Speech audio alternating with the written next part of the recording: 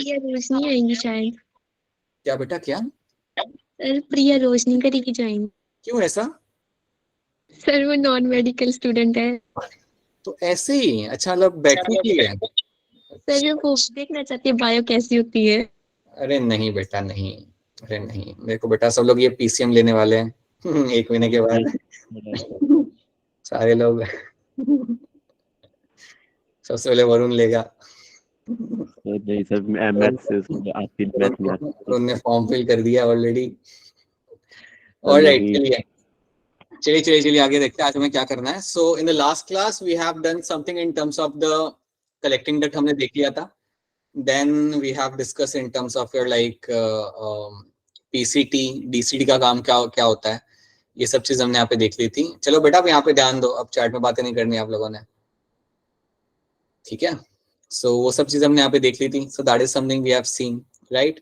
तो अगर मेरा आपसे सवाल यहाँ पे ये है कि आप मुझे बताइए कि कलेक्टिंग डक्ट के अंदर जनरली क्या किया जाता है, what actually happens in the collecting duct, बताइए। अश्वानी बताइए। सर H2O निकाला जाता है। और उसके अलावा और कुछ निकाला जाता है? यूरिया। यूरिया। स्मॉल अमाउंट में यूरिया, ठीक है, एंड Na++ एज वेल। ये 3 चीजें आपकी आप कलेक्टिंग डक्ट से आप निकाल लेते हो। So mainly it is known for the water reabsorption, ठीक है? अब मेरा सवाल आपसे ये है, आप लोगों से, आप वैसे ही अनम्यूट करके बोल सकते हो, आपको हैंड रेज करने की जरूरत नहीं है, कि आपका असेंडिंग और डिसेंडिंग लूप जो होता है उनमें से किसके अंदर वाटर का रीअब्जॉर्प्शन किया जाएगा? डिसेंडिंग पार्ट में आपको वाटर का रीअब्जॉर्प्शन आपको होते हुए आप वहां पे मिल जाएगा, राइट? तो असेंडिंग पार्ट किस चीज के लिए जाना जाता है? सर वो इलेक्ट्रोलाइट, NaCl आयंस इलेक्ट्रोलाइट्स को वहां पे रीअब्जॉर्ब, ठीक है? मुझे बताइए कंडीशनल रीअब्जॉर्प्शन कहाँ पे होता है? डीसीटी में। बिल्कुल सही, राइट राइट, डीसीटी में आपका होता है कंडीशनल रीअब्जॉर्प्शन, जहाँ पे आप सोडियम आयंस को आप रीअब्जॉर्ब करते हो, आप वाटर को रीअब्जॉर्ब करते हो और आप रिलीज करते हो अपने K+ आयंस को और H+ आयंस को। That is something we have seen. तो चलिए अभी आज का टॉपिक जो है ना वो काफी इंपॉर्टेंट टॉपिक है, एक बहुत ही इस चैप्टर में सबसे हेवी वेटेज टॉपिक आज का ही है। So you have to be like super like paying attention over here, because इसमें से कई सारे कॉन्सेप्चुअल क्वेश्चन बन के आते हैं। तो चलिए स्टार्ट करते हैं आज का टॉपिक समझना, एंड प्लीज अभी यहाँ पे ध्यान दीजिए, चैट में बातें मत करिए, right? So just come back over here. Alright, now let me start the screen share and you should be able to see the screen. Matter of minute. बताइए समृति वर्मा, क्या सवाल है आपका? सर कलेक्टिंग डक्ट में जो हार्मोन रोल प्ले करता है ना, उसका नाम क्या था? वैसोप्रेसिन, वैसोप्रेसिन, या जिसे हम इवन कह सकते हैं ADH, ठीक है? सो याद रखना, ये रहा हमारा वैसोप्रेसिन, ADH भी आप उसे कह सकते हो, जो आके जाके बोलता है मेरे कलेक्टिंग डक्ट को कि चलिए वाटर एब्जॉर्ब करना वहां पे चालू करिए। ऑलराइट, तो आज हम देखेंगे हमारे यहाँ पे रेगुलेशन ऑफ किडनी। तो इसके अंदर एक टर्म आपने यहाँ पे देख रखा हुआ है, that is my juxtaglomerular apparatus. So JGA is one of the term, that is my juxtaglomerular apparatus. यहाँ पे एक टर्म देख रखा हुआ है, ये टर्म है क्या, इसको हम यहाँ पे समझते हैं। तो बेसिकली एक आपके 3-4 सेल का जो ग्रुप होता है ना, उसको हम यहाँ पे बोलता है जुक्स्टाग्लोमेरुलर एपरेटस।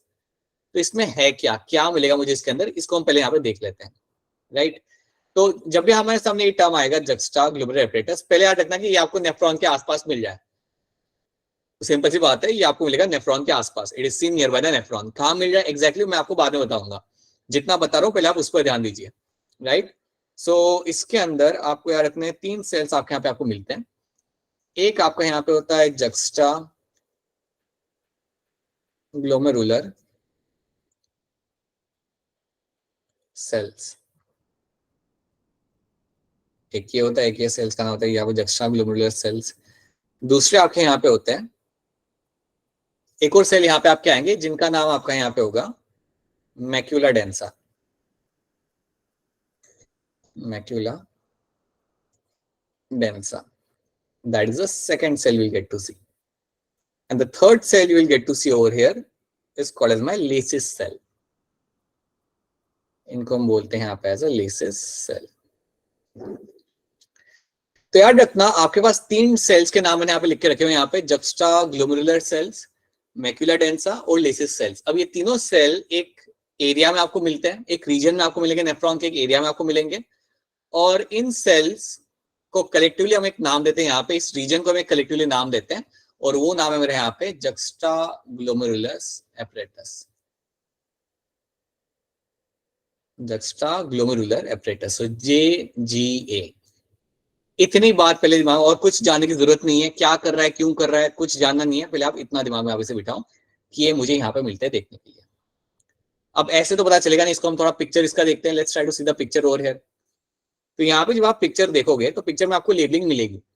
तो आपको यहाँ पे दिख रहा है, देखो आप यहाँ पे you have a labelling of my juxtaglomerular cells। क्या आपको यहाँ पे दिख रहा है? क्या आपको मैक्यूला डेंसा यहाँ पे दिख रहा है? Can you see the macula densa over here? Yes. Yes, macula densa भी आपको यहाँ पे दिख जाएगा। सो मैक्यूला डेंसा भी आपको यहाँ पे दिख रहा है। This are also some cells over here, modified cells, macula densa, right. आप देख सकते हो नेफ्रॉन के आसपास ही है। एग्जैक्ट क्वेश्चन भी हम लोग बाद में देखेंगे। क्या आपको यहाँ पे लेसिस सेल आपके यहाँ पे दिख रहे हैं? Lacis cell no sir. दिख रहे हैं? नो दिख नहीं रहे, राइट। तो यार इतना लेसिस सेल्स का एक और नाम होता है, and that name is my mesangial cells. याद रखना, लेसिस सेल्स का एक और यहाँ पे नाम होगा, and that name is my mesangial cells. तो ये चीज है ना, लेसिस सेल का एक और नाम यहाँ पे आपका होता है जिसे हम कहता है मेसेनग्लियल सेल्स। One कहता है as a mesanglial cell।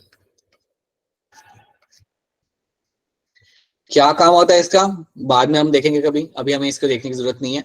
याद रखना, तो ये जो मेरे यहाँ पे रीजन है, मेरा यहाँ पे ये जो मेरे यहाँ पे रीजन होगा, इसको हम एक कलेक्टिवली एक सिंगल नाम देते हैं। We call him as a juxtaglomerular apparatus, जहाँ पे आपके 3 सेल आपके यहाँ पे इन्वॉल्व होते हैं। बस इतनी ही इंफॉर्मेशन आप यहाँ पे याद रखिए, और फिलहाल आगे कुछ आप सुनिए मत, आगे कुछ आप मतलब आप याद मत रखिए, बस इतना फिलहाल आप यहाँ पे याद रखिए, ठीक है। अब हम जंप करते हैं आगे। Let's jump on something else now. इसको हम वापस से डिटेल में समझेंगे, इसमें काफी लंबी स्टोरी है, बट अभी मैं चाह रहा हूँ कि आप ये 3 नाम को आप यहाँ पे याद रखें। Now let's move forward and let's understand something else. अब हम यहाँ पे क्या करेंगे ना, will understand one more thing. हम यहाँ पे सुनेंगे कहानी हमारे वैसोप्रेसिन की। तो देखिए, याद रखना, हम अभी समझ रहे हैं हमारा रेगुलेशन ऑफ किडनी, तो जो भी बता रहा हूँ उस पर थोड़ा ध्यान दीजिएगा। अब होता क्या बेटा कि आपके ब्रेन के अंदर आपने ये नाम सुना होगा, you have this region and that region is called as my hypothalamus. Hypothalamus 10th grade में आपने ये नाम सुना होगा, देखा होगा, पढ़ा होगा। Hypothalamus is a small region in the brain. It's a small region, you will find that in the brain. So brain का एक पार्ट होता है ये, that is my hypothalamus. अब hypothalamus के कई सारे काम होते हैं। hypothalamus के रोल लाइक मल्टीपल रोल्स इसके यहाँ पे होते हैं। एक रोल इसका पता है क्या होता है? hypothalamus आपके बॉडी के अंदर टेम्परेचर को रेगुलेट करता है। तो hypothalamus is known to regulate the body temperature. It is known to regulate your body temperature. ये आपके बॉडी के अंदर जो आपका टेम्परेचर होता है उसे मेंटेन करने में आपकी मदद करता है। सो याद रखना, hypothalamus is known to regulate the body temperature, that is something it is been known as for. तो ये चीज आपको यहाँ पे याद रखनी है। ये सिंपल, ये मैंने एक रोल बताया, इसके कई सारे रोल होते हैं। अभी एक रोल मैंने इसका साइड में बनाकर आपको दिखा दिया। एक और रोल क्या होता है जो हमारे लिए इंपॉर्टेंट है? हाइपोथैलेमस का काम होता है 2 हार्मोन बनाना। एक होता है आपके यहाँ पे oxytocin, one is going to be your oxytocin, दूसरा आपका यहाँ पे होगा वैसोप्रेसिन। सो 2 हार्मोन मेरे यहाँ पे बन के आ रहे हैं हाइपोथैलेमस में से। एक होता है मेरा वैसोप्रेसिन, एक होता है आपका ऑक्सीटोसिन। ऑक्सीटोसिन को आप फिलहाल के लिए इग्नोर कर सकते हो, उसका रोल बहुत ही अलग होता है, उसका कोई रोल हमारे स्टोरी से नहीं है, तो उसको आप फिलहाल के लिए आप इग्नोर कर सकते हो। याद रखना है, या let's talk about my vasopressin की वैसोप्रेसिन मेरा क्या है और क्या करेगा, तो इसको हम यहाँ पे समझते हैं। तो वैसोप्रेसिन मेरा यहाँ पे एक हार्मोन है जिसके बारे में आप जानते हो। तो याद रखना, इसे बनाता कौन है? Hypothalamus. Hypothalamus is known to make that. अब आपके ब्रेन के अंदर ही या ब्रेन के एक सर्टेन एरिया में आपको एक ग्लैंड मिलता है, आपने इस बारे में भी सुना होगा। There is one gland inside the brain और nearby the brain, underneath the brain you have one gland over there, and that gland is called as my pituitary gland. So एक ग्लैंड होती है आपके यहाँ पे brain वाले area के पास, you will have this gland and that gland is called as my pituitary gland। तो ये है मेरी यहाँ पे पिट्यूटरी ग्लैंड। ये ग्लैंड के बारे में आपने अपनी 10वीं कक्षा के अंदर पढ़ा होगा। ये ग्लैंड के बारे में आप पढ़ा होगा, उसके बारे में टर्म सुना होगा, there is a pituitary gland inside your brain, within the brain will have this gland, right. अब ये ग्लैंड कई सारे हार्मोन रिलीज करती है, लेकिन हमारा जो काम है उसके रिलेटेड हम यहाँ पे बात करेंगे। इतना याद रखना, it is a gland which is known to release multiple hormones, लेकिन अभी हम इसमें कुछ और देखेंगे। तो इसके दो पार्ट्स होते हैं, पिट्यूटरी ग्लैंड के दो पार्ट्स आपके यहाँ पे होते हैं। एक होता है आपके यहाँ पे anterior pituitary, AP, A stand for my anterior, right, और एक होता है आपके यहाँ पे posterior pituitary, P stands for my posterior. तो यहाँ पे शॉर्ट में देता हूँ, A stands for your anterior and P over here is going to stand for my posterior. तो ये दो एरियाज होते हैं मेरे पिट्यूटरी ग्लैंड के। अब याद रखना, हाइपोथैलेमस मेरे ये दो हार्मोन बनाता है, लेकिन दो हार्मोन बनाने के बाद उन्हें वो रखता है संभाल के आपके पोस्टीरियर पार्ट के अंदर। तो बनाएगा तो वो हाइपोथैलेमस ये दो हार्मोन को, लेकिन रखेगा कहाँ पे? सो हाइपोथैलेमस इन हार्मोन्स को बनाने के बाद क्या करता है, उनको भेज देता है आपका पोस्टीरियर पिट्यूटरी के अंदर। सो हाइपोथैलेमस हार्मोन को बनाने के बाद उन हार्मोन्स को रिलीज कर देगा, भेज देगा आपके पोस्टीरियर पार्ट के अंदर। So they will send the hormones into the posterior part. तो यहाँ पे आप स्टोर करके रखते हो हार्मोन्स को, तो ये बात याद रखना, here the hormones will be stored. तो यहाँ पे मैंने अपने वैसोप्रेसिन और ऑक्सीटोसिन को मैंने यहाँ पे रख लिया संभाल के। तो इतनी कहानी पहले आपको यहाँ पे याद रखनी है, इतनी कहानी पहले आपको यहाँ पे, you should know this much story. ये सब पिट्यूटरी वाली कहानी। क्या बेटा? सर ये पिट्यूटरी वाली रिपीट करना सर। पिट्यूटरी ग्लैंड जो आपका होता है उसके दो पार्ट्स होते हैं, उसके दो रीजन्स होते हैं। एक होता है आपका एंटीरियर वाला पार्ट, एक होता है आपका पोस्टीरियर वाला पार्ट, ठीक है। अब जो पोस्टीरियर पार्ट होता है उसमें आप दो हार्मोन संभाल के रखते हो। वो दो हार्मोन मेरे ये लिखे हुए यहाँ पे, oxytocin and vasopressin. In hormone को बना कौन रहा है? बना रहा है मेरा हाइपोथैलेमस। तो हाइपोथैलेमस इन हार्मोन को बनाएगा और उन्हें संभाल के रखेगा मेरे पोस्टीरियर पिट्यूटरी के अंदर। तो इतनी बात आपको यहाँ पे याद रखनी है। And these hormones have been kept over there, right. तो इतनी चीज आप दिमाग में बिठा लो, यहाँ पे आपके हार्मोन्स को संभाल के रखा जाता है, ठीक है, ऑक्सीटोसिन और वैसोप्रेसिन को, राइट। तो इतनी बात आपको यहाँ पे याद रखनी है। अब थोड़ा और समझते इस स्टोरी को, इस कहानी को थोड़ा सा और हम यहाँ पे देखते हैं।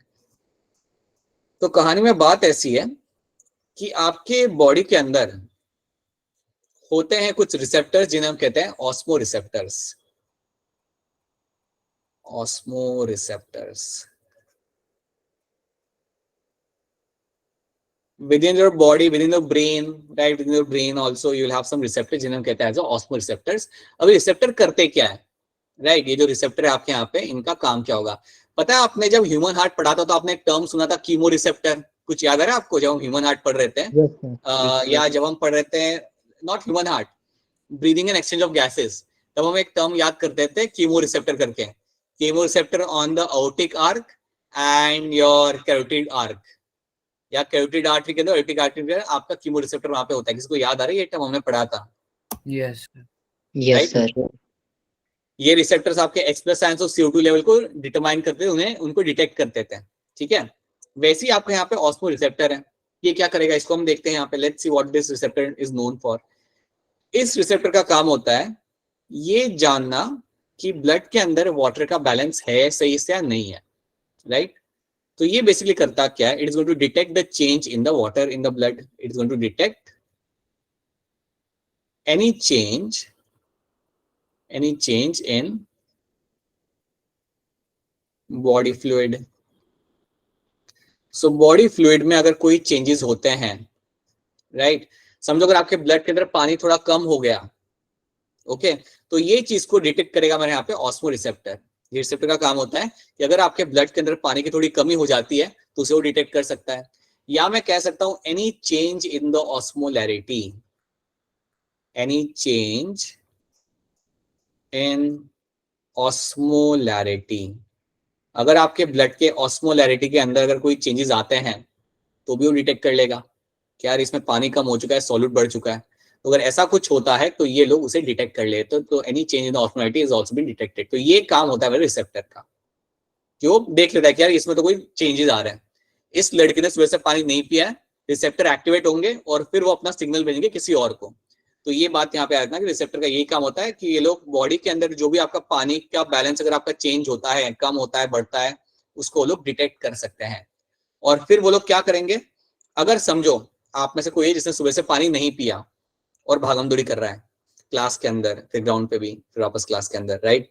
तो वो टाइम पे क्या होगा, कि जो ऑस्मो रिसेप्टर यहाँ पे होंगे उन्हें पता चल जाएगा कि यार बॉडी के अंदर पानी थोड़ा कम हो चुका है, राइट, उन्हें पता चल जाता है। तो वो क्या करेंगे, they will send the signal towards the hypothalamus. पहले सिग्नल जाएगा हाइपोथैलेमस के पास, हाइपोथैलेमस सिग्नल भेजता है अल्टीमेटली आपका, it will send the signal to the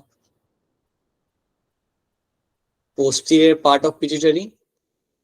वो सिग्नल भेजेगा आपके पोस्टीरियर पिट्यूटरी को, और वो उसे बोलेगा कि चलिए रिलीज करना चालू करिए अपने हार्मोन को, जिसका नाम है आपका यहाँ पे vasopressin. And now you will see आपका वैसोप्रेसिन ब्लड के अंदर रिलीज किया जाएगा। तो जैसे ही आपके बॉडी के अंदर वाटर का लेवल कम हुआ, जैसे आपके ब्लड के अंदर वाटर का लेवल कम हुआ, आपके ब्लड की ऑस्मोलैरिटी वहां पे चेंज होगी, तो टाइम पे क्या करोगे आप, अपना जो वैसोप्रेसिन हार्मोन है आपका यहाँ पे, उसको आप रिलीज करवाओगे from the posterior part of pituitary gland. तो ये हार्मोन मेरे यहाँ पे रिलीज कर दिया जाएगा। याद रखना इस हार्मोन का एक और नाम याद रखना, भूल मत जाना। कई बार वो लोग एक क्वेश्चन में वैसोप्रेसिन की जगह एक और अलग नाम पूछेंगे आपका यहाँ पे, that is my ADH, it is my anti diuretic hormone. अब जैसे ही मैंने इस हार्मोन को रिलीज कर दिया ब्लड के अंदर, ये हार्मोन क्या करेगा, इस हार्मोन का काम तो आप लोग जानते हो, ये हार्मोन जाके बताएगा मेरे कलेक्टिंग डक्ट को, ये जाके कलेक्टिंग डक्ट को जाके बोलेगा कि चलिए आप अपना काम करना चालू करिए। It will go and tell the collecting duct कि चलिए अपना काम चालू करिए। क्या काम है आपका, वाटर को रीएब्सॉर्ब करना। So it will go and tell the collecting duct to reabsorb the water, to reabsorb the water. So water का रीएब्सॉर्प्शन आपका किया जाएगा from the collecting duct with the help of my vasopressin, so that will be happening over here. उसके अलावा एक और चीज याद रख लेना, ये जो आपके हार्मोन है ये एक और जगह को जाके बोलते हैं। तो यहाँ तो जाके अपना काम कर रहा है, ये तो उसका सबसे मेन साइट है, जाके कलेक्टिंग डक्ट को जाके बोलना कि चलिए आप पानी को एब्जॉर्ब करिए, सो that will be happening over here. और उसके साथ साथ मेरा वैसोप्रेसिन इवन जाके कहता है मेरे DCT को भी, it can also go and tell the DCT the same. ये डिस्टल कॉन्वोल्यूटेड ट्यूबुल को भी जाके सेम चीज बता सकता है, वो भी उसे जाके कह सकता है कि चलिए पानी को एब्जॉर्ब करना चालू करिए। So it will also go and tell over there to reabsorb water. तो इसका इंपैक्ट सिर्फ एक जगह पे नहीं होता, दोनों जगह पे होता है, बट हम याद रखते हैं कि उसका मेजर इंपैक्ट आपका हो रहा है आपके कलेक्टिंग डक्ट के ऊपर, that's why we remember this one first, right. So collecting duct को भी जाके वो कह रहा है कि पानी को एब्जॉर्ब करो, DCT को भी जाके वो कह रहा है आपका यहाँ पे कि पानी को एब्जॉर्ब करो। और इससे क्या होगा अल्टीमेटली कि आपके कलेक्टिंग डक्ट और DCT में से पानी को निकाला जाएगा, ब्लड में लेके आया जाएगा। जैसे आपका पानी ब्लड में आ रहा है, आपका ऑस्मोलैरिटी आपका नॉर्मल हो जाएगा, and that is what you want actually as a person. आप चाहते हो कि आपका बॉडी के अंदर फ्लूइड का बैलेंस मेंटेन रहे, पानी का बैलेंस मेंटेन रहे, पानी वापस आ जाए बॉडी के अंदर, और वही चीज आपके यहाँ पे की जाएगी। सो this is what vasopressin is known for. इस तरीके से वो अपना यहाँ पे काम करता है। अब मुझे बताइए क्या इतनी बात आप सबको यहाँ पे समझ आ रही है? Is this thing clear to all of you? Yes, sir. Yes, sir. समझा दो बाकी लड़कों को यहाँ पे समझ आ रहा है? बाकी लड़कों को यहाँ सारी चीजें क्लियर है? सर, रिपीट कर दो। कौन सा Yes, sir. पार्ट रिपीट करना है, स्पेसिफिक बताइए कौन सा पार्ट रिपीट करना है? शुरू का। कौन सा शुरू का? कौन सा पार्ट शुरू के अंदर बेटा बताओ स्पेसिफिक।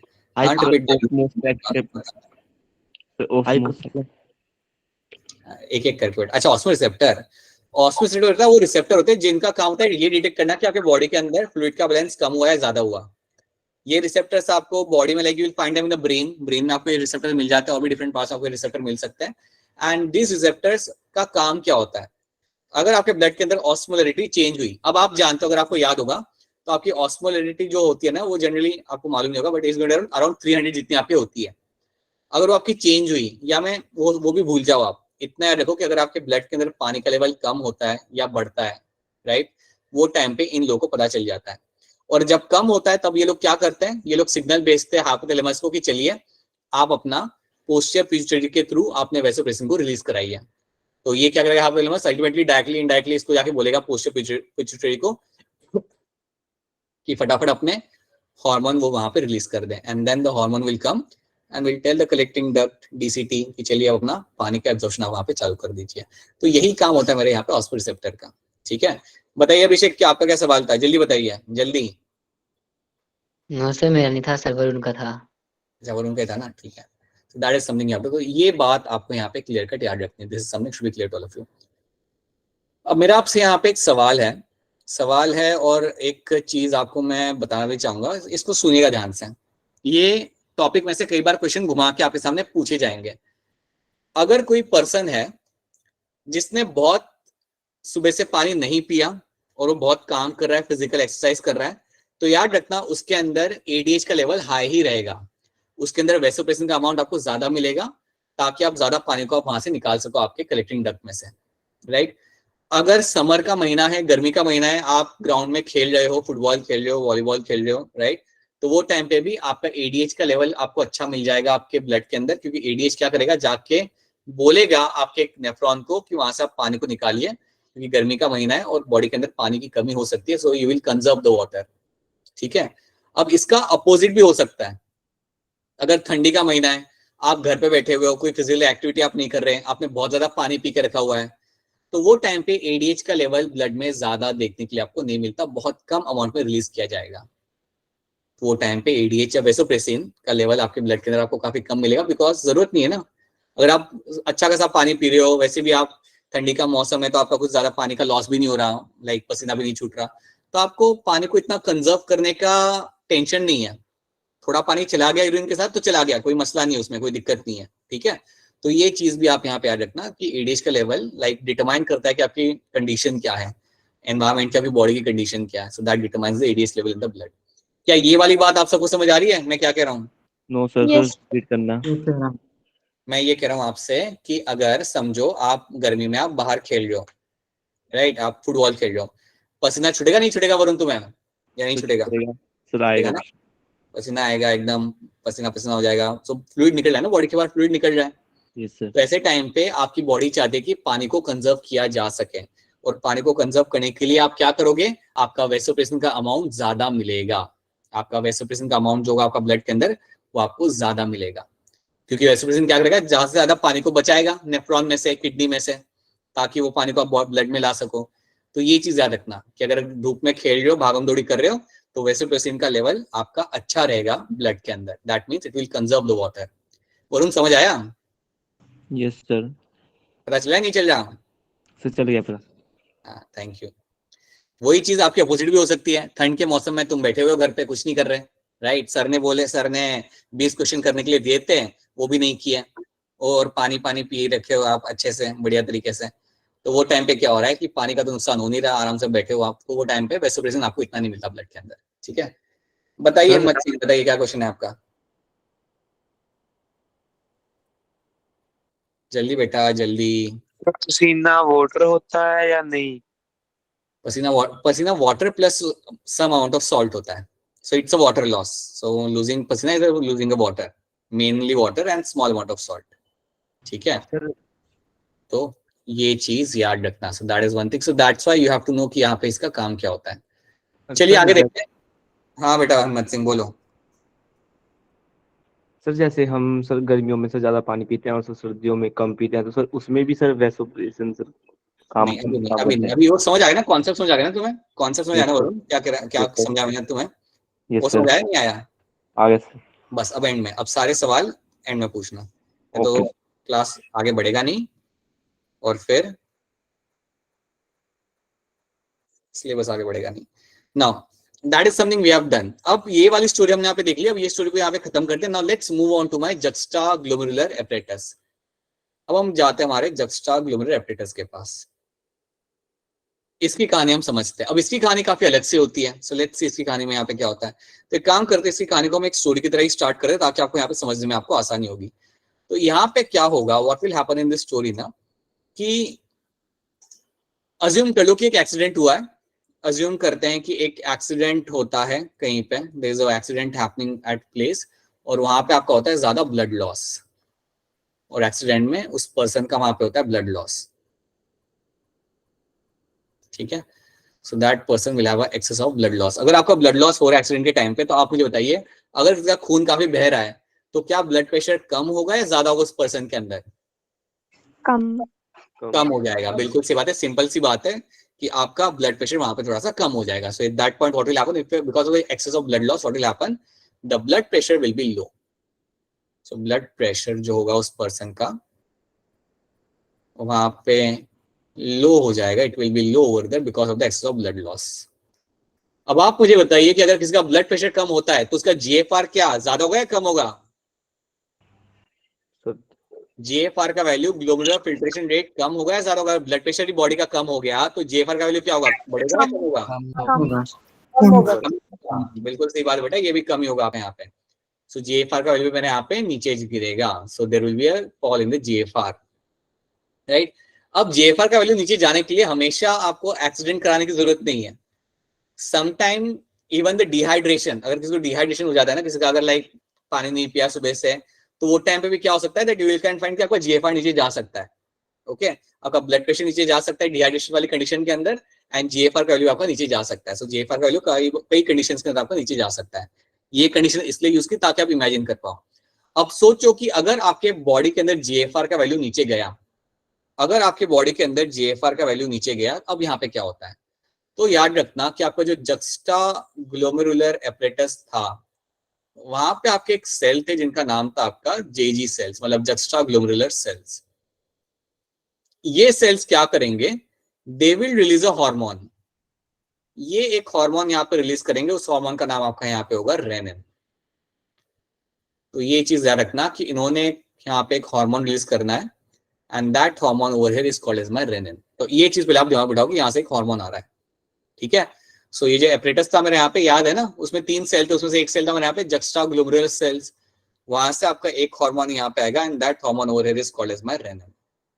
अब रेनिन मेरा आ चुका है ब्लड के अंदर, अब ये क्या करेगा? अब इसने क्या ऐसा खास कर लेना है? अब यहाँ पे आप देखना ध्यान से, आपके ब्लड के अंदर एक आपको प्रोटीन मिलता है जो इनएक्टिव होता है। So there is one protein in the blood जो आपका इनएक्टिव फॉर्म में होगा, और उस प्रोटीन का नाम आपका यहाँ पे होता है angiotensinogen.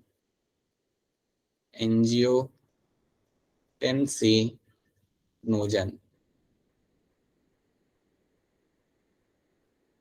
So you have a protein over here called as my angiotensinogen, जो आपके ब्लड के अंदर आपको वैसे ही मिल जाता है।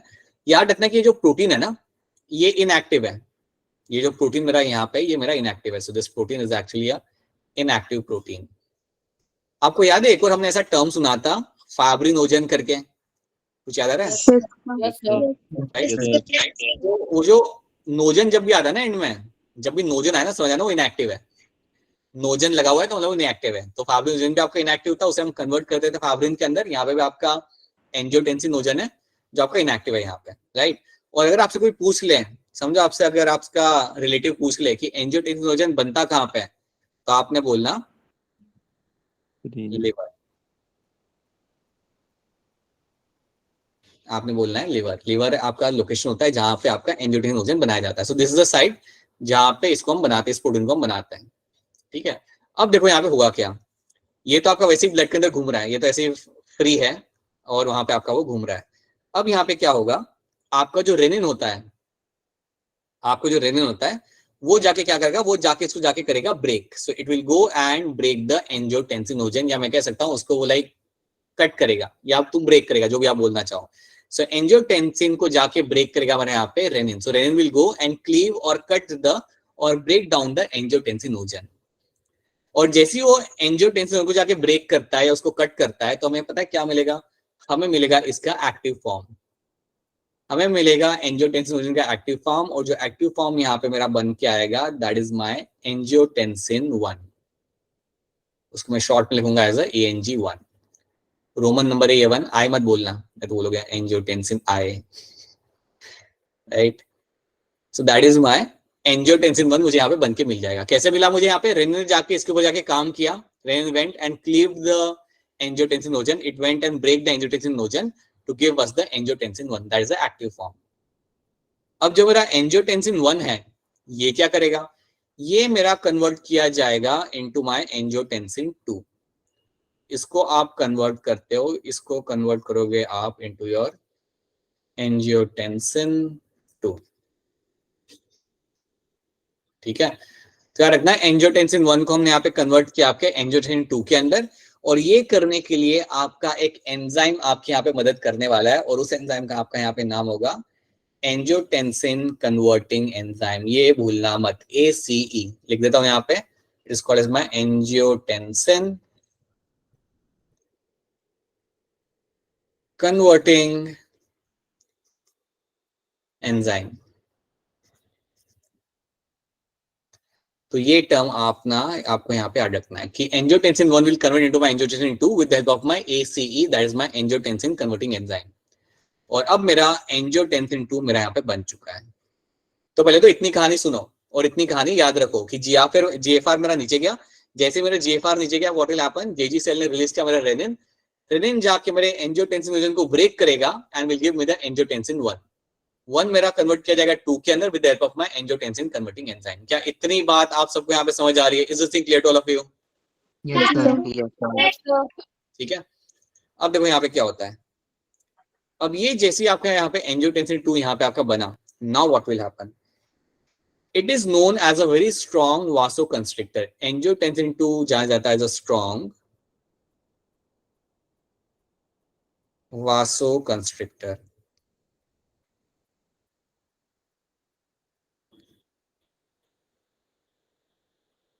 अब ये वासोकंस्ट्रिक्टर क्या होता है, इसे हम थोड़ा समझ लेते हैं यहाँ पे कि इसको क्यों कहा जाता है वासोकंस्ट्रिक्टर। तो इसको हम थोड़ा यहाँ पे समझते हैं। Let's understand over here. Vasoconstriction का मतलब होता है एक वैसा मॉलिक्यूल जो ब्लड वेसल को थोड़ा सिकुड़ सकता है, छोटा कर सकता है, थोड़ा सा नैरो कर सकता है। सो यार इतना वासोकंस्ट्रिक्टर वो होता है बेटा जो ब्लड वेसल्स को थोड़ा नैरो कर सकता है या उनका उनके जो डायमीटर्स को थोड़ा सा वो कम कर सकता है। It can constrict the blood vessels. अब मैं आपको इसका एग्जांपल देता हूँ। आप कभी नोटिस करना, अगर आपका पाइप होता है जिससे आप अपने पेड़ पौधों को आप पानी देते हो, राइट? आपका एक पाइप होता है ना बड़ा सा, नल को लगा के आप पानी दे रहे होते हो। तो अगर आप उसको उसके आप डायमीटर को अगर तो आप थोड़ा सा छोटा करो ना, या अगर आप उसको थोड़ा सा प्रेशर क्रिएट करो थोड़ा सा, तो आपको भी नोटिस करना आपका जो फ्लो होता है वो आपका इंक्रीज हो जाता है। आपका जो फ्लो होगा पानी का वो आपका यहाँ पे थोड़ा सा आपका इंक्रीज हो जाएगा। क्या ये बात आपने कभी नोटिस की है? Yes, sir. राइट। अगर आप आगे भी अगर आप उंगली रख देते हो ना थोड़ा सा, अगर आप फ्लो के ऑब्स्ट्रक्ट करते हो ना अगर आप वहां पे, तो नोटिस करना आपका फ्लो आपका थोड़ा सा फास्ट हो जाता है, राइट? ये अगर पाइप नहीं है तो वो नल के साथ भी आप देख सकते हो करके, you will find that happening. Okay, so that is a example of my vasoconstriction जो आपके ब्लड के अंदर भी आपका होगा, ब्लड वेसल में भी आपका होगा। अगर आपकी ब्लड वेसल को हम कंस्ट्रिक्ट कराते हैं, अगर आपकी ब्लड वेसल को हम यहाँ पे कंस्ट्रिक्ट कराते हैं, अगर हम थोड़ा सा कंस्ट्रिक्शन करते हैं हमारे ब्लड वेसल को, तो याद रखना आपका ब्लड फ्लो भी इंक्रीज होगा। Your blood flow is going to increase over there. तो अब देखो यहाँ पे होता क्या है। जैसे कि मैंने आपको बोला कि एंजियोटेंसिन 2 मेरे यहाँ पे क्या है, that is my, it is known for vasoconstriction. So लिख देता हूँ मेरे यहाँ पे एंजियोटेंसिन 2 जो मेरे यहाँ पे होगा इज नोन फॉर माय वासोकंस्ट्रिक्शन। ये जाना जाता है मेरे वासोकंस्ट्रिक्शन के लिए, वासोकंस्ट्रिक्शन के लिए मेरा जाना जाता है। तो अब ये करेगा क्या आपके लिए, ये बेसिकली जाके करेगा आपके ब्लड वेसल को constrict. So it will go and constrict the blood vessel. और अगर ये जाके मेरे ब्लड वेसल को कंस्ट्रिक्ट कर रहा है तो इसके वजह से क्या होगा, मेरा ब्लड का फ्लो मेरा बढ़ जाएगा।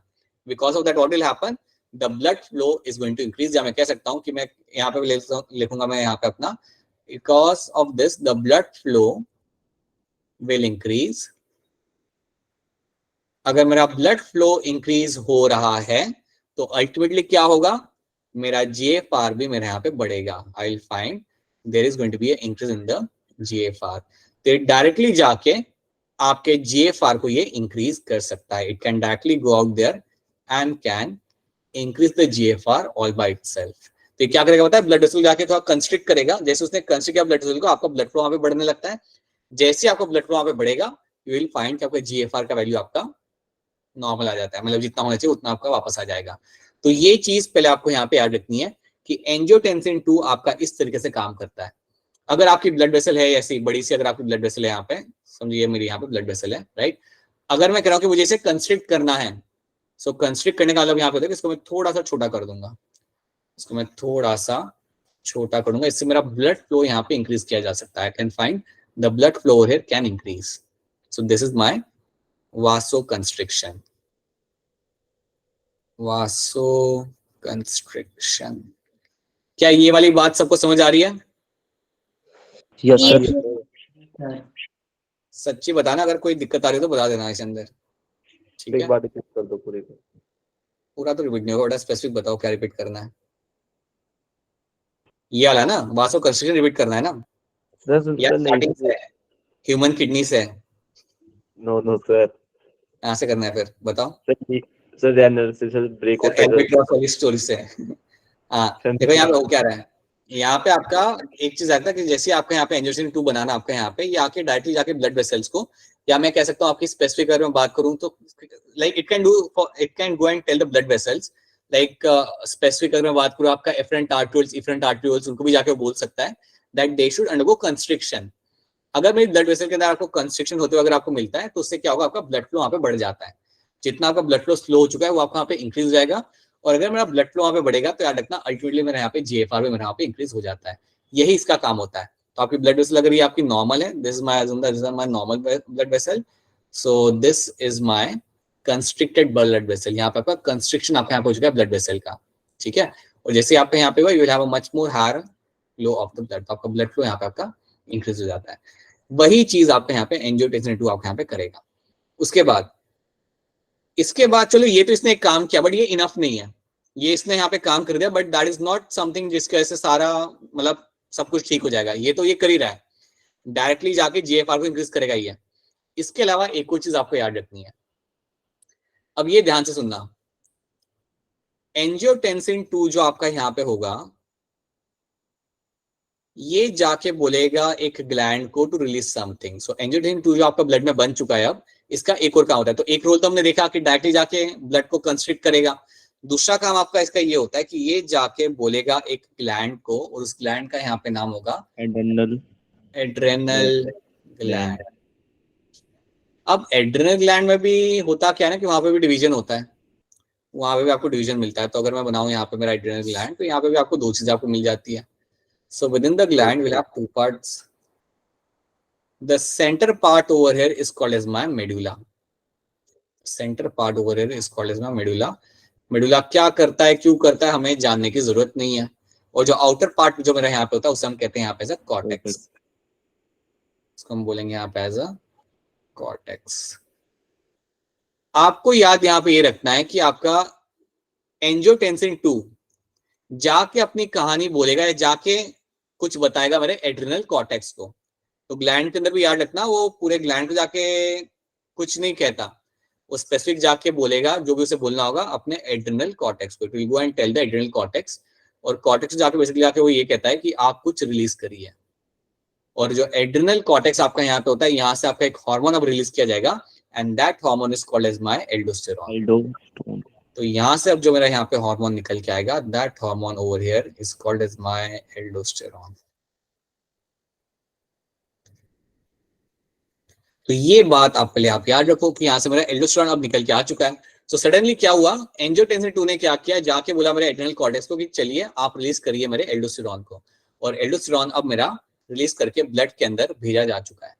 अब एल्डोस्टेरोन क्या करेगा, अब याद रखना, this will go and tell the DCT. Aldosterone जाएगा और डीसीटी को जाके वही बोलेगा जो मैंने आपको सिखाया था, याद रखना। It will go and tell the DCT to reabsorb the Na+ ions, to reabsorb the Na+ ions and to reabsorb the water molecules.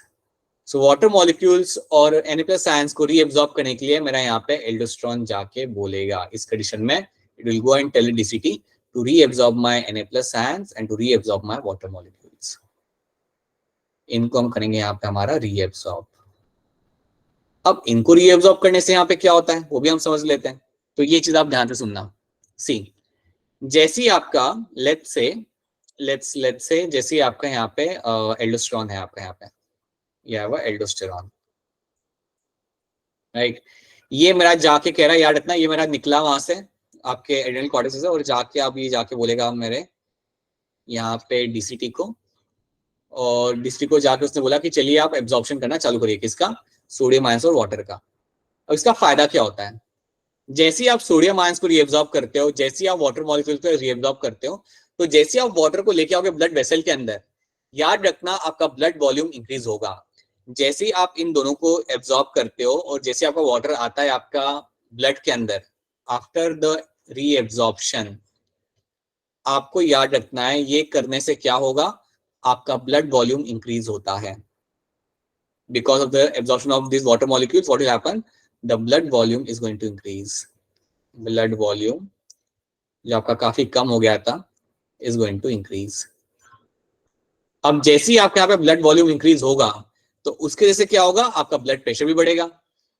अगर आपका ब्लड वॉल्यूम इंक्रीज हो रहा है तो याद रखना कि उसके जैसे आपका यहाँ पे ब्लड प्रेशर भी बढ़ने लगेगा। आपका जो ब्लड प्रेशर आपका यहाँ पे होगा दैट विल ऑल्सो इंक्रीज। आपका ब्लड प्रेशर भी आपका यहाँ पे इंक्रीज होने लगता है। क्या रखना, ब्लड वॉल्यूम मेरा बढ़ा है यहाँ पे, उसके साथ मेरे यहाँ पे ब्लड प्रेशर भी मेरे यहाँ पे बढ़ चुका है। और अगर मेरा ब्लड प्रेशर भी यहाँ पे बढ़ रहा है तो समझ जाइए एक और चीज मेरे यहाँ पे बढ़ने लगती है अगर मेरा ब्लड प्रेशर बढ़ेगा तो। So now what will increase over here, क्या चीज मेरे यहाँ पे इंक्रीज होगा, राइट, मेरा GFR भी मेरे यहाँ पे इंक्रीज हो जाएगा। तो ये बात आपको यहाँ पे याद रखनी है, ये चीज आपको यहाँ पे याद रखनी है कि ब्लड वॉल्यूम इंक्रीज होगा, ब्लड प्रेशर इंक्रीज होगा, and because of that you will also find the GFR is also going to increase। आपको जो GFR यहाँ पे होगा that is also going to increase over here, right? तो ये चीज आपको होते हुए यहाँ पे मिल जाएगी, ये चीज आपको होते हुए यहाँ पे आपकी मिल जाती है क्लियर कट। तो इतनी बात आपको अच्छे से याद रखनी है। So that is how the aldosterone is going to help. इस तरीके से याद रखना कि एल्डोस्टेरोन आपकी इस तरीके से आपकी मदद करता है ताकि आपका ब्लड प्रेशर वापस से नॉर्मल आ सके। तो ये चीज आपको यहाँ पे याद रखनी है, that is how it is going to work, right. अब याद रखना ये जो भी हमने यहाँ पे पढ़ा, तो हमने स्टार्टिंग से अगर हम यहाँ पे देखते हैं तो हमारी स्टोरी हमने स्टार्ट की थी एक्सीडेंट से, राइट। पहले हमारा रेनिन आया, रेनिन ने हमारा हेल्प किया टू मेक द एंजियोटेंसिन 2। वो आपका होता है एक स्ट्रॉन्ग वासोकंस्ट्रिक्टर, वो डायरेक्टली जाके आपके ब्लड वेसल को कंस्ट्रिक्ट करा के it can increase the blood pressure. तो ये वो डायरेक्टली भी कर सकता है, खुद से वो जाके अपना ये काम कर सकता है। उसके साथ साथ वो जाके अपने एड्रिनल कॉर्टेक्स को जाके बोलेगा to start releasing the aldosterone. वो जाके कॉर्टेक्स को जाके बोलेगा आपका यहाँ पे टू रिलीज द एल्डोस्टेरोन, और ये एल्डोस्टेरोन जाके फिर आपके डीसीटी को जाके बोलता है कि आप चालू करिए reabsorption of my sodium ions and water molecules. जैसे ही इनका रीएब्जॉर्प्शन आपका यहाँ पे होगा, जैसे आपका रिएब्जॉर्प्शन आपका यहाँ पे होगा, तो याद रखना आपका ब्लड वॉल्यूम आपका इंक्रीज होगा, ब्लड प्रेशर इंक्रीज होगा, और अल्टीमेटली आपका यहाँ पे GFR का वैल्यू भी आपका यहाँ पे इंक्रीज होगा। तो काफी कॉम्प्लेक्स पाथवे है, कॉम्प्लेक्स इतना है नहीं, राइट, बट काफी सारा कंटेंट है इस पाथवे के अंदर। तो ये पाथवे आपको अच्छे से हमेशा याद रखना है। एज आई टोल्ड यू, इस टॉपिक में से बहुत सारे कॉन्सेप्चुअल क्वेश्चन बन के आते हैं, so you should know very clearly what should be done, ठीक है। अब ये जो आपका यहाँ पे हुआ, ये जो पूरी कहानी आपके यहाँ पे बन के आई, इसके लिए एक शॉर्ट नाम है यहाँ पे, इसके लिए हम इसे बोलते हैं as a, you called as a renin angiotensin. 2 minute रुक जाओगे, एंजियोटेंसिन एल्डोस्टेरोन सिस्टम।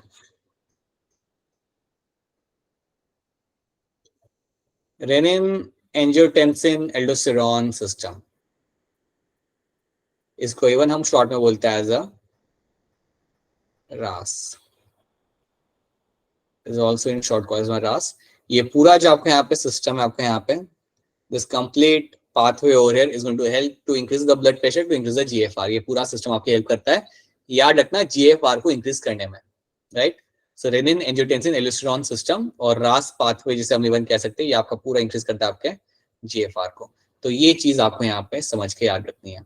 अब मेरा सवाल आपसे ये है, पहले ये बताओ कि ये वाली कहानी, रास वाली कहानी आप सबको समझ आ रही है, नहीं आ रही? आगे सर। Yes sir. लड़कियां बेटा, लड़कियां, लड़कियों को समझ आ रही है, नहीं आ रहा? Yes sir. Yes yes sir. Yes, sir. Alright, ठीक है, Yes. Thank you, alright, okay. Now अब इसमें आपको एक सिचुएशन दे रहा हूँ, उसको थोड़ा ध्यान से सुनेगा and try to answer this. See what will be happening here ना, now you have to think an answer. मुझे बताइए कि अगर आपके बॉडी के अंदर,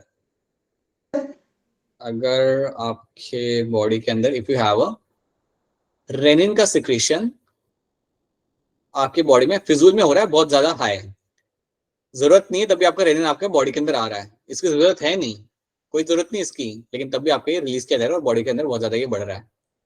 तो आप बताइए कि अगर रेनिन का अमाउंट अगर ज्यादा होगा तो क्या मैं कह सकता हूँ कि इसके वजह से मेरा एंजियोटेंसिन 2 का अमाउंट भी ज्यादा होगा? क्या मैं कह सकता हूँ ये चीज? यस अगर रेनिन का अमाउंट मेरा ज्यादा होता है ब्लड के अंदर, तो सिंपल सी बात है, अल्टीमेटली क्या होगा, ये जाके तोड़ेगा उसे एंजियोटेंसिन नोजन को, and then what will happen, you will have a high amount of angiotensin 2 in the blood. Angiotensin 2 का लेवल तो आपके यहाँ पे काफी ज्यादा हो जाएगा, राइट। अब उसके बाद यहाँ पे क्या होता है, आप मुझे बताइए कि अगर किसी का, अगर आपके सामने कोई केस आता है, कोई पेशेंट आता है और अगर उसके बॉडी में एंजियोटेंसिन 2 फिजूल में बहुत ज्यादा है, तो उसकी वजह से क्या होगा उसके बॉडी के अंदर, बताइए मुझे। High blood pressure. Blood pressure increase होगा और इंक्रीज होगा। बिल्कुल सही, इस पेशेंट के अंदर you will have a high blood pressure. आपको क्रॉनिक हाई ब्लड प्रेशर इस पेशेंट के अंदर देखने को मिलेगा, क्योंकि बिना कोई रीजन के you have a high amount of angiotensin 2, तो you will have a high blood pressure in that person. और अगर हाई ब्लड प्रेशर होता है क्रॉनिक, तो उसके लिए क्या नाम होता है? हाइपरटेंशन। हाइपरटेंशन। वेरी गुड, बहुत बढ़िया, that is called as my hypertension. ये कंडीशन हो सकती है। सो अगर किसी के बॉडी में फिजूल में हद से ज्यादा अगर एंजियोटेंसिन 2 बन के आ रहा है, then what will happen, the person will be suffering with the hypertension की इशू वहां पे हो सकता है। अब यहाँ पे मेरी बात ध्यान से सुनना, जब ऐसा कोई केस आता है ना डॉक्टर के पास कि अगर हाइपरटेंशन ज्यादा हुआ, तो आप एक और चीज आप यहाँ पे जानते हो, you know one more thing over here, मुझे बताइए आप लोग, एंजियोटेंसिन 1 जो था आपका यहाँ पे, वो 2 में कैसे कन्वर्ट हो जाता? सर ACE की वजह से। अभिषेक आप बताओ कैसे कन्वर्ट हो जाता है ये, with the help of what? Angiotensin converting enzyme sir. Right, तो मेरा एंजियोटेंसिन 1 मेरा कन्वर्ट होता है मेरा एंजियोटेंसिन 2 के अंदर with the help of my angiotensin converting enzyme, with the help of your ACE। ये चीज हमने ऑलरेडी पढ़ी थी। अब याद रखना, अगर आपके पास कोई पेशेंट आता है जिसको हाइपरटेंशन का इशू है बिकॉज ऑफ दिस, अगर ये रीजन है उसके हाइपरटेंशन के हाई होने का, तो जो आप मेडिसिन दोगे, जो आप मेडिसिन देते हो ना इस पेशेंट को, जो आप उसे दवाइयाँ दोगे कि ये लीजिए भैया, सुबह 2 टाइम, रात को 2 टाइम, जो आप मेडिसिन उसे आप दोगे ना, वो मेडिसिन जाके टारगेट करेगी ACE को, वो इसको जाके ब्रेक डाउन कर देगी। अब आप समझ सकते हो, अगर मेडिसिन जाके इसको जाके ब्रेक डाउन कर देती है, it goes and break down the angiotensin converting enzyme, तो क्या मेरा एंजियोटेंसिन 2 कभी बन पाएगा? No sir. नहीं बन पाएगा। अगर मेरा एंजियोटेंसिन 2 ही मेरा बन नहीं रहा, तो स्टोरी खत्म हो जाती है, ना ही कोई दिक्कत है अब तो, ना ही ये जाके GFR इंक्रीज करेगा डायरेक्टली, ना ही ये जाके एल्डोस्टेरोन को जाके बोलेगा कि भैया आओ और ब्लड वॉल्यूम इंक्रीज करो। तो ये चीज की जाती है। People suffering this high blood pressure, उनका जो मेडिकेशन होता है उसमें आप टारगेट करते हो ACE को, वो जाके उसे क्लीव कर देता है, so that this amount is not been found. ठीक है, तो ऐसा मैं ये सब आपको इसलिए समझा रहा हूँ कि अगर आपके सामने कोई ट्रिकी या क्रिटिकल थिंकिंग वाला क्वेश्चन आया, तो आपको सॉल्व करना आना चाहिए। You should know कौन से स्टेप पे क्या हो रहा है, and you should be able to answer that because we have seen good questions coming from this topic, इसलिए। ठीक है, तो क्या ये वाली स्टोरी आप सबको यहाँ पे समझ आ रही है? Is this story clear to all of you? Sir ACE Yes, वाला sir. बता रहा हूँ। यस बेटा सर। बाद में क्लास के बाद क्या चाहिए बेटा, जल्दी बताओ, जल्दी क्या होगा? सर ACE कैसे ब्रेक हुआ सर, ये बता दो मेडिसिन से। ब्रेक नहीं हुआ, इसको ये जो मेडिसिन होती है ना जो आप लेते हो, वो जाके से टारगेट करेगी। जो आप दवाइयाँ लोगे ना आपके ब्लड प्रेशर को कंट्रोल करने के लिए, अब हमें तो नहीं मालूम है कि वो दवाइयाँ क्या कर रही होती है बॉडी के अंदर, लेकिन मैं आपको वही बता रहा हूँ कि जब आप बॉडी ये लेते हो ऐसी मेडिसिन को, वो जाके ACE को ब्रेक करेगी। अगर वो ACE को ब्रेक कर देगी तो सिंपल सी बात है, ये निकल जाएगा वहां से। अगर ये निकल जाएगा तो एंजियोटेंसिन 1 मेरा 2 के अंदर कन्वर्ट होगा ही नहीं।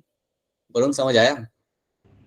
सर फिर कन्वर्ट नहीं हुआ ना, अरे होगा ही नहीं ना, कन्वर्ट होगा ही नहीं। ओके क्या हो गया? हाँ, अगर ये कन्वर्ट नहीं हुआ तो फिर बस you are going to maintain the blood pressure, आपका ब्लड प्रेशर नॉर्मल हो जाएगा। तो ये चीज आपको यहाँ पे ऐड रखती है। Now let me add couple of slides, क्योंकि ये तो चलो अपने यहाँ पे देख लिया। अब क्वेश्चन सॉल्व करते हैं हम लोग। क्वेश्चन सॉल्व करने के पहले चलो एक चीज यहाँ पे हम देखते हैं। हमें इसके अंदर एक और चीज देखती है, हमने सिर्फ 2 चीजें यहाँ पे देखी है।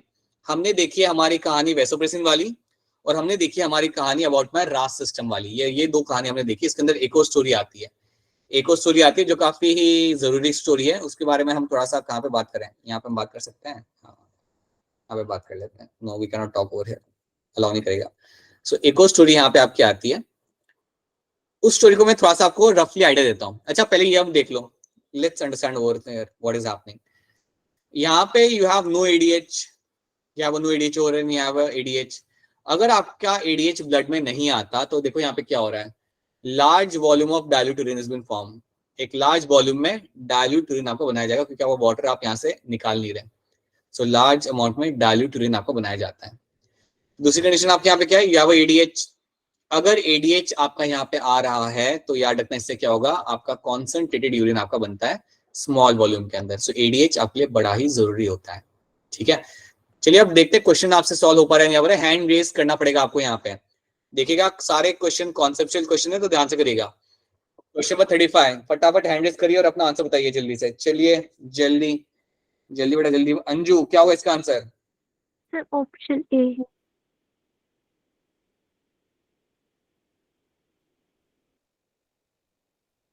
ऑलराइट, बाकी लोग भी। समृद्धि ठाकुर क्या होगा इसका answer? Sir option A. Okay,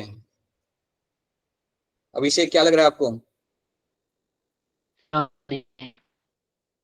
option A आपके यहाँ पे सी आंसर बेटा, बिल्कुल सी आंसर आपका। Which of the following causes an increase in sodium reabsorption in DCT? DCT में जो भी आपका सोडियम का रीअब्जॉर्प्शन आपका यहाँ पे होगा वो करने के लिए you need to have a aldosterone. Aldosterone आपकी मदद करता है। Increase in the aldosterone level will go and tell DCT to reabsorb the sodium ions. तो उसके बाद वाटर भी आपका यहाँ पे एब्जॉर्ब होगा। तो यस, ऑप्शन ए बनेगा मेरे यहाँ पे एज अ करेक्ट आंसर। और मुझे वैसे ही अनम्यूट करके बताइए एल्डोस्टेरॉन कहाँ से आ रहा था? सर रेनल गलत आंसर। बाकी लोग बताइए क्या adrenal gland, adrenal gland sir, adrenal cortex. Adrenal cortex. Adrenal cortex में आ रहा है एल्डोस्टेरॉन। बिल्कुल सही, बहुत बढ़िया। नाउ ध्यान से पढ़िए, मैं आपकी मदद नहीं करूंगा इसके अंदर, खुद से पढ़िए and then try to answer this. Read the question thoroughly and then quickly answer this। चलिए बेटा चलिए जल्दी। आई होप सबको यहाँ तक समझ आ रहा है। अगर कोई चीज समझ नहीं आ रही तो बता दो, टॉपिक में से अगर कोई चीज समझ नहीं आ रही तो बता दो।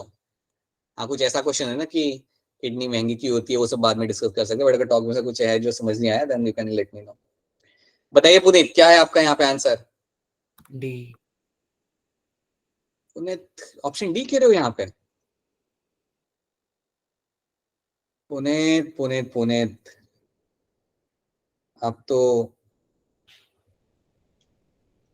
बताइए पूरा क्या होगा इसका आंसर? सर ए। ऑलराइट, बाकी बच्चे बेटा, बाकी लोग बेटा क्या कर रहे हैं? ऐश्वर्या आप बताइए क्या होगा इसका आंसर?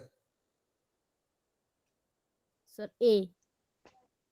याद रखना यहाँ पे क्वेश्चन क्या पूछा हुआ है, a fall in a glomerular filtration rate. अगर जेएफआर आपका नीचे गया तो आपको याद रखना है कि आपका सबसे पहले क्या होगा, आपका जक्स्टा ग्लोमेरुलर सेल में से आपका रेनिन आएगा। रेनिन आपका निकल के आएगा और उसने अपना काम करना चालू करना है बेटा। ऑप्शन डी नहीं हो सकता। ऑप्शन डी में क्या कर रहे हैं वो लोग, वैसोप्रेसिन की बात कर बेटा। वैसोप्रेसिन तब आता है जब बॉडी के अंदर थोड़ा सा अगर आपका ऑस्मोलिटी थोड़ा सा भी अगर चेंज होता है ना, या बॉडी फ्लूइड के अंदर अगर आपका ऑस्मोलिटी चेंज हो गया, पानी का लेवल कम हो गया, तो वो आता है। बेसिकली इसका स्पेसिफिक काम होता है आपके पानी के लेवल को मेंटेन करने का, राइट। जेएफआर नीचे जाने पे वैसोप्रेसिन नहीं आएगा, ठीक है। So you will find the first thing which will be happening is my option A, जो मेरे यहाँ पे होगी। तो प्लीज सब लोग याद रखना। आई होप सबका आंसर यहाँ पे ऑप्शन ए आ रहा है और इनका डी आ रहा था। I hope it's clear to all of you कि आपका वैसोप्रेसिन वाला आंसर यहाँ पे नहीं आएगा। That is will have a specific role during the water conservation, so it won't be coming in this situation, so option A becomes my correct answer। अच्छा अश्वानी बता दो, रेनिन आ चुका है, अब क्या होगा? फटाफट एकदम बोल दो, रेनिन आ गया अब क्या होगा, बोलिए जल्दी अश्वानी। सर रेनिन ब्लड में आता है और जो इनएक्टिव फॉर्म होती है एंजियोटेंसिनोजन, उसको एंजियोटेंसिन में कन्वर्ट ब्रेक डाउन करता है, एंजियोटेंसिन 1 में।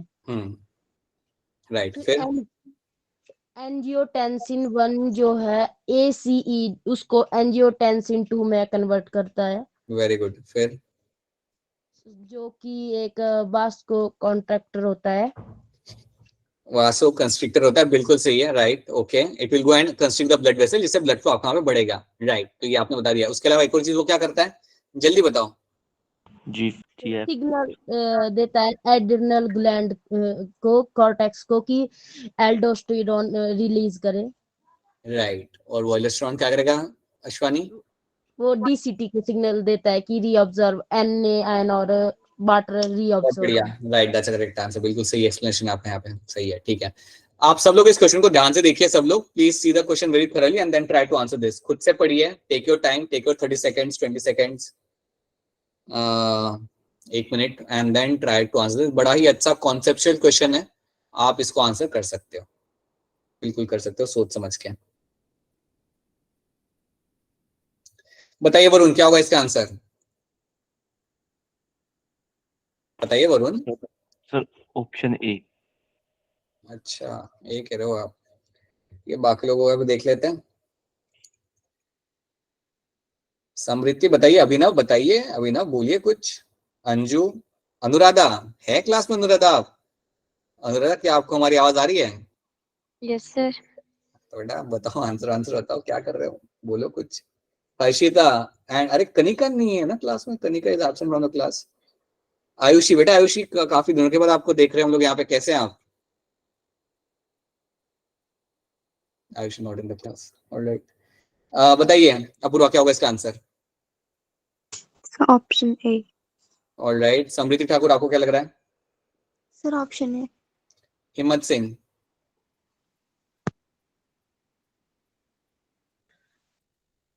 हिम्मत सिंह माइक ऑन करने में बड़ा है। डी लग रहा है। Okay, alright. अंशिका, आपको क्या लग रहा है?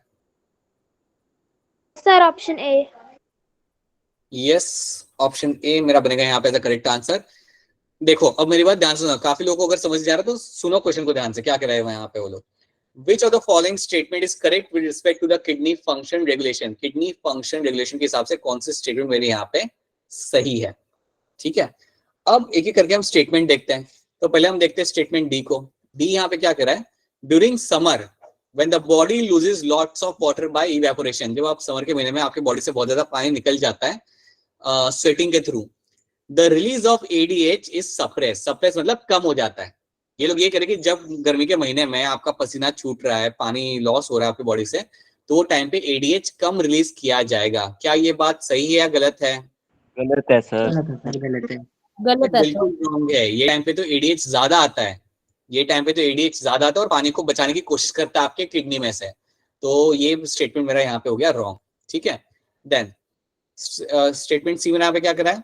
And increase in the glomerular blood flow, मतलब इंक्रीज इन द जीएफआर की लोग बात करें, जीएफआर आपका इंक्रीज कर रहा होता है तो वो स्टिमुलेट करता है फॉर्मेशन ऑफ एंजियोटेंसिन 2। ये लोग ये कह रहे हैं कि जब जीएफआर इंक्रीज होगा या ग्लोमेरुलर ब्लड फ्लो इंक्रीज होगा तो टाइम पे आपका एंजियोटेंसिन 2 आपका फॉर्मेशन चालू होगा। ये बात बिल्कुल गलत है, बिल्कुल गलत है, ये तो उल्टा होता है।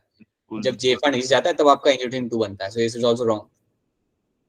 Exposure to cold temperature release stimulates the ADH release, ये बात भी गलत है। ठंडी के टाइम पे ऐसा नहीं होता कि कोल्ड टेम्परेचर है तो आपका एडीएच आपका रिलीज होगा, ऐसा नहीं होता। So that is going to be wrong statement.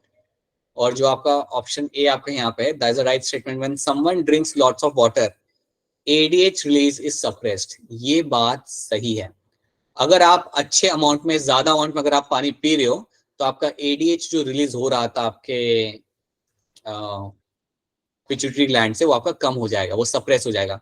क्यों हो जाएगा कम? क्योंकि बॉडी में है काफी पानी, you have ample amount of water in the body, so you don't want to, मतलब कोई मसला नहीं है अगर थोड़ा एडीएच कम आ गया तब भी आप रख सकते हो, कोई दिक्कत आपको कंजर्व नहीं करना पानी को। सो that is why option A over here becomes my correct answer. तो ये बनेगा मेरा करेक्ट आंसर। जिन्होंने आंसर नहीं दिया था, क्या आप सबको इसका एक्सप्लेनेशन समझ आ रहा है? Yes sir. Yes sir. Yes sir. ठीक है, ऑलराइट देन चलिए इंटरैक्ट करिए बेटा, इंटरैक्ट करिए तभी डिफरेंस क्रिएट होगा। Yes sir. हैंड रेस करके आंसर करिए इसका। 30 का क्या आंसर होगा? जल्दी से हैंड रेस करिएगा सब लोग।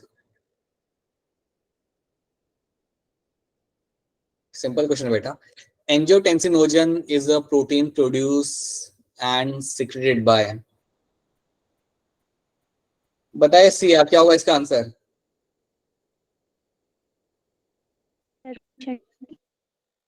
ऑप्शन डी की सिया। किशोर आपको क्या लग रहा है?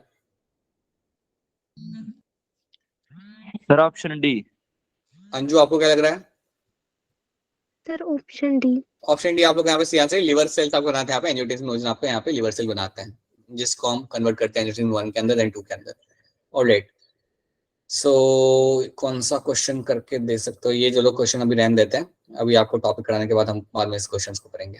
ठीक है, so these are the few things we have done. So अगर आपसे क्वेश्चन जेन्युइनली सॉल्व हो पा रहे हैं so that's a good thing. अगर नहीं हो पा रहे देन आई वुड रिकमेंड कि जो आपको कराया गया है ना वो एक बार आप खुद से पढ़ लो, खुद से कर लो, खुद से एक बार लिख लो, ताकि आपके दिमाग में ये इम्प्रिंट हो जाए। एक बार ये इम्प्रिंट हो गया आपके दिमाग के अंदर सही तरीके से, देन आपको क्वेश्चन सॉल्व करने में दिक्कत नहीं आएगी।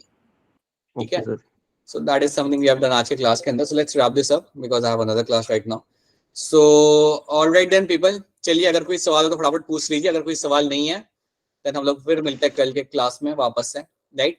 और जो पेपर सेंड किया है आपके साथ एक बार सॉल्व कर लीजिए, कल शायद हम लोग पेपर डिस्कशन करेंगे शाम को most likely. So please make sure कि पेपर अपने एंड से एक बार देख लो ताकि फिर डिस्कशन करने में आपको कोई दिक्कत ना आए, ठीक है। So yeah that's thank you sir, good night sir, bye sir. चलिए बाय, गुड नाइट बाय, चलिए बाय।